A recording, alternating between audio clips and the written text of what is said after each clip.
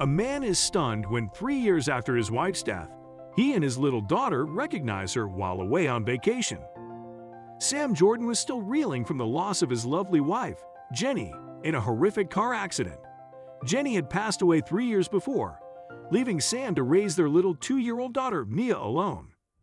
Life had become a nightmare for Sam, dealing with his own grief and Mia's.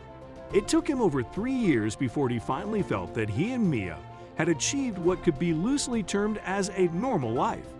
And that was when he decided to take Mia on vacation. Sam decided that a 2-week getaway to sunny California would be a welcome break from their Colorado hometown. He found a nice B&B in Venice Beach, close to the ocean, and a lively, colorful place Mia might enjoy. Father and daughter quickly adapted to the leisurely rhythm of vacationland and settled into a daily routine of going to the beach in the morning, having lunch, then sightseeing in the afternoon. Then one afternoon, something extraordinary happened. Sam and Mia had stopped for ice cream when the now 5-year-old cried, "Daddy, it's Mommy." And in seconds, Mia was gone, weaving through the crowd in the boardwalk. Sam dropped the ice cream and started running after Mia and caught up with her 100 meters away. "Mia," he gasped, "you know you can't run away from Daddy." "But Daddy, it's Mommy." Mia panted breathlessly, "She's right there." And Mia pointed at a couple standing a little further along looking at some handicrafts. Sam dropped to his feet and took Mia's little hands in his. "Honey, you know Mommy's gone to heaven." But Mia shook her head stubbornly. "No, Daddy, I recognized Mommy from the picture on my wall. That's Mommy." Sam was about to explain once again that Jenny was gone when the woman Mia had pointed out turned around. The heart knows where it belongs. Sam felt as if all the air in his body had been punched out of his body.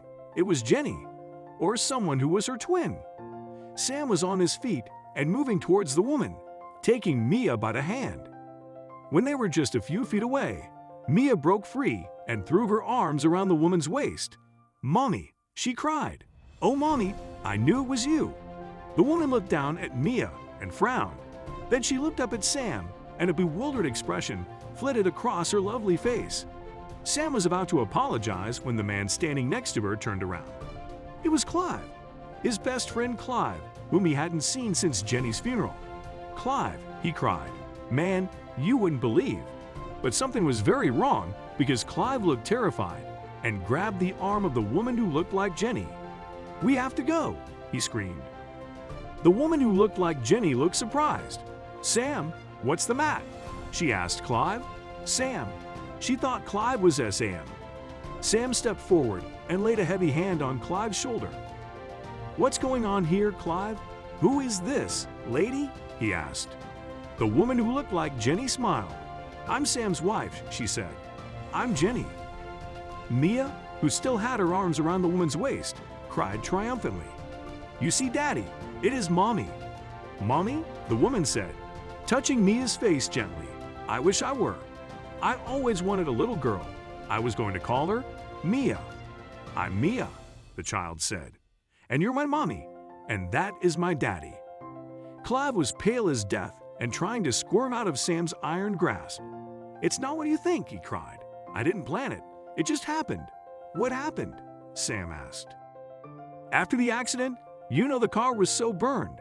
We had the funeral," Clive said.